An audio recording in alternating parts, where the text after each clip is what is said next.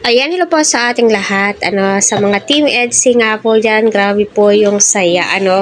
Ang ingay po nila sa GC, wala pa nga pong part 19.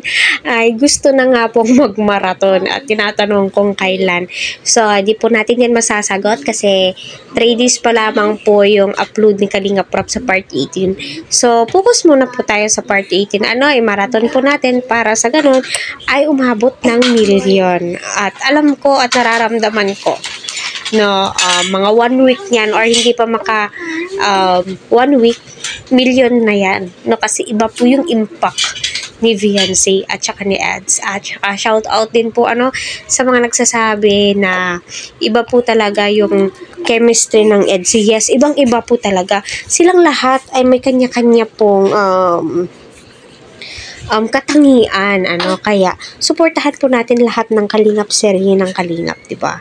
Ayan na, patuloy po natin suportahan si Kalingap Prab, Kuya Val, at ang buong team. Huwag po natin skip ang kanilang ads para sa ganun nga po ay marami pa pong kababayan po natin ang kanilang malingap. So, si Kalingap Prab ay nagsalita na patungkol nga po, sa part 18, pati siya ay nagulat at hindi niya po lubos akalain kasi nakailang part nga ba ang EDSI, no, na hirap na umabot ng 600,000, no? So, weeks pa bago mag-viral yung EDSI, pero ngayon, grabe po talaga yung supporters ng EDSI, no? Mahal na mahal si Viancy at saka si Edu.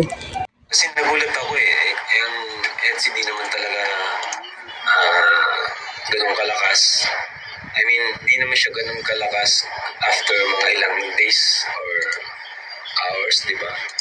Pero yung last upload natin, parang yun yung pinakamalakas niya na after 2 to 3 days is na agad, 600,000, no? 600,000. Ayan. So, nakakatuwa kasi yung... Ayun nga po, no? Diba? So, para sa akin, congratulations sa buong Team Kalingap. Deserve na deserve po ninyo kung ano man po yung mga natatamasan nyo. Especially kay Viancy at saka kay Edu. Naway mag-viral at umabot na po ng million views po talaga.